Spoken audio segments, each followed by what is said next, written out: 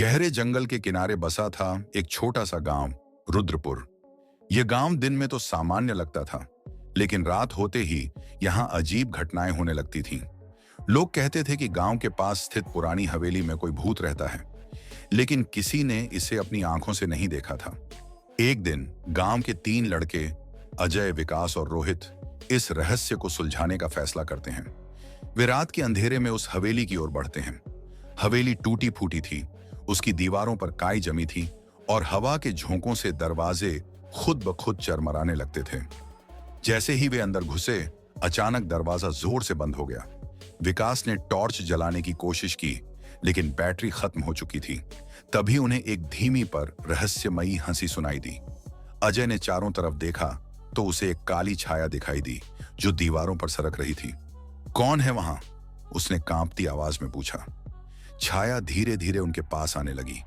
उसकी लाल चमकती आंखें और लंबी नुकीली उंगलियां देखकर तीनों के रोंगटे खड़े हो गए। तुमने मेरी नींद खराब कर दी, एक भयानक आवाज गूंजी।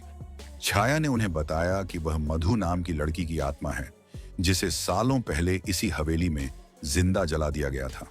उसका आरोप था कि वह जादू टोना करती थी, जबकि असल में वह सिर्फ जड़ी बूटियों की जानकार थी। अब जो भी इस हवेली में आएगा वो जिंदा नहीं बचेगा, उसकी आवाज और गूंजने लगी। डर के मारे तीनों भागने लगे, लेकिन दरवाजा अंदर से बंद था। तभी रोहित को एक पुराना आईना दिखा, जिसमें मधु की आत्मा की असली छवि थी। जली हुई त्वचा, झुलसे हुए बाल और गुस्से से भरी आंखें। आईने को तोड़ दो, अजय चिल्लाया। विकास ने पास पड़ी लकड़ी से आईना तोड़ दिया। आईना टूटते ही मधु की आत्मा दर्द से चीखने लगी और हवेली में भयंकर कंपन होने लगा।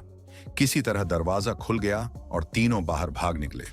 अगली सुबह जब वे गांव में अपनी कहानी सुना रहे थे, तो एक बूढ़ी औरत बोली, तुम बच गए, लेकिन हवेली अभी भी वहां है। जब तक मधु की आत्मा को न्याय नहीं मिलेगा, वो हर रात नए शिकार ढूंढती रहेगी। गांव में एक गहरी खामोशी छा गई। दूर हवेली की टूटी खिड़की में वही लाल आंखें एक बार फिर चमक उठी।